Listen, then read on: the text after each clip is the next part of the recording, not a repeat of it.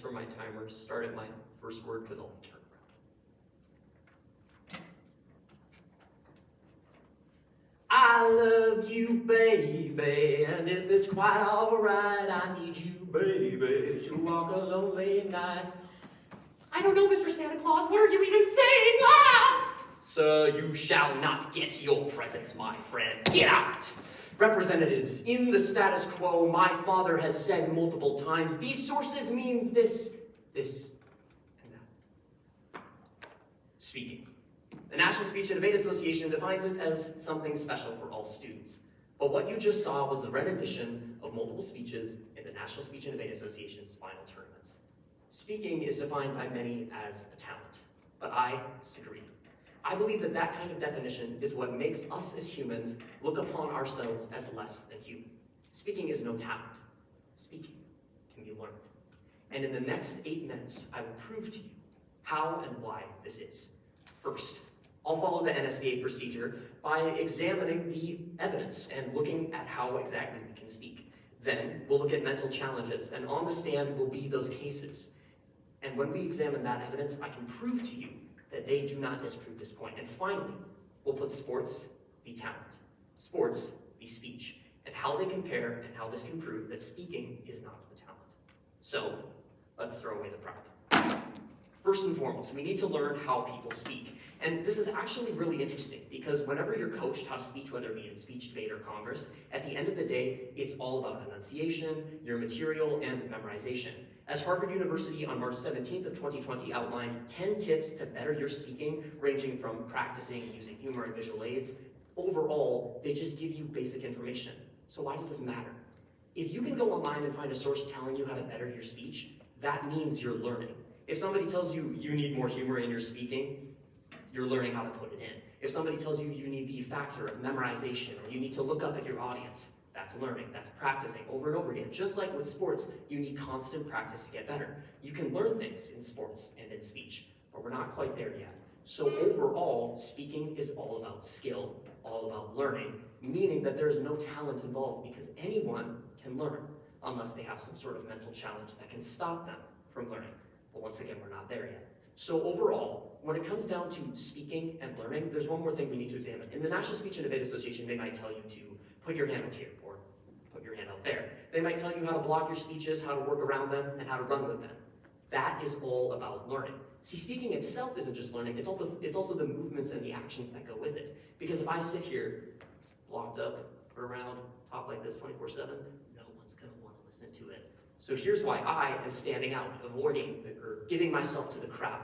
That is what speaking is, and that is why it doesn't necessarily require some sort of talent. You just need to learn.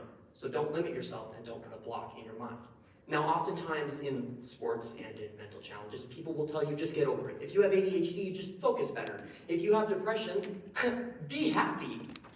Oh, it turns out that actually isn't good advice. And it's why people, when they're trying to learn how to speak and get bad coaching, they actually do worse because somebody is just giving them the wrong information. So let's cross-examine that witness, on the stand being the mentally challenged people. The Spark for Autism organization on July 10th of 2020 said that auditory processing, motor skills, and speech apraxia all affect speaking. This means it's all neurodevelopmental. If you want to learn how to speak, yet something is stopping you from doing that, it's not a lack of talent. It has to be something with your mind that is mental. My ADHD might stop me from focusing, meaning at practice, I have a harder time actually practicing. This happened for my first 3 years going to state in radio. In my freshman year, I took second place. I didn't practice. I didn't do the hard work I should have. I feel like I could have gotten that state championship if I really would have worked for it. My sophomore year, the same thing. I got second place again and I didn't work for it. But my junior year, me and Ada Gilbertson, an amazing friend of mine, worked our butts off at practice together to get where we needed to be. And we ended that state season tying for the state championship for the first time in the NDHSAA Class A state radio. That is how we got to where we are. And we didn't get there because we had some sort of blocking of talent or we had some sort of special ability. We got there through hard work and practice. Mentally challenged people might not be able to practice because their ADHD might stop them from focusing. Their autism might cause them to not literally be able to speak due to a lack of motor skills, or Tourette's syndrome might be looked upon as something that isn't valuable speaking. I'd also like to link this back to the NDA, or back to the NSDA. When we're talking about speaking, it's very subjective. What people like to hear is different for literally everyone, which is why when you're hearing someone with Tourette syndrome speak and they constantly add in words and they can't control their mouth, that's a problem. People don't like hearing that, but it's subjective. If you think that at any point in my speech and debate career, I was able to go to a judge and always get the one because I practiced really hard, that's not true. It's all subjective. If they don't like what they're hearing, it doesn't matter what the rubric says, they're probably gonna dog me points because they don't like it. Everything in speaking is subjective, whether you have a basic rubric or not, which means you have to adapt to your audience. That's how I get good at speech and debate. That's how anybody gets good at speaking. That's learning. Once again, learning is not a talent. So fine, sports versus speech. This has been a common question I have heard, and as someone who is in Taekwondo and gained his black belt, I can tell you, sports requires a lot of practice, hard work, and skill. Whether it be from Taekwondo, football, basketball, softball, or dance, sports require an unbelievably hard amount of work. But once you put that work in, you can get to a very high level. You need good coaching, you need determination, you need good work ethic, and you actually need to go to practice with a good mindset. If I didn't have that, I wouldn't be able to break that board on the day of my black belt test. But I did, and I kept working for it. My parents installed good values in me, but at the end of the day, it all came from my heart. So this matters. You need determination, that's 70% of it. But that other 30% is for those D1 athletes, those people who are 6'6" with 240 pounds of weight on them and able to get into D1 football. Things like that, or even basketball, for example. If you're an athlete that's 6'9" and you weigh a perfect amount and you can get that basketball in the hoop since you were 12 years old, you've always been great at it, that's all about talent. Yes, it requires determination and hard work, but at the end of the day, talent is in play.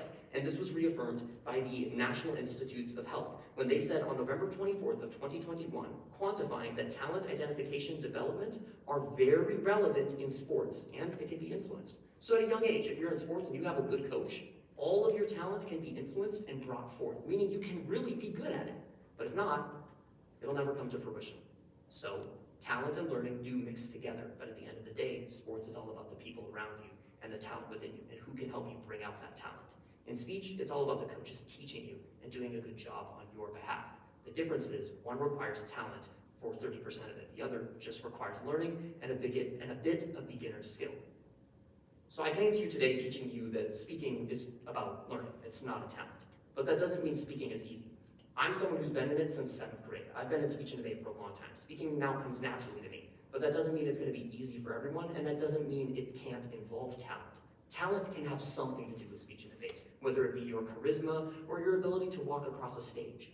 However, talent isn't the majority of speech and debate, and the moment we think it is the moment we limit ourselves from being able to move mountains with our voices, which matter. Because in today's day and age, we need to use our voices. So we've learned how to speak, we've examined the mental challenges, and we've case closed with a final argument of sports versus speaking.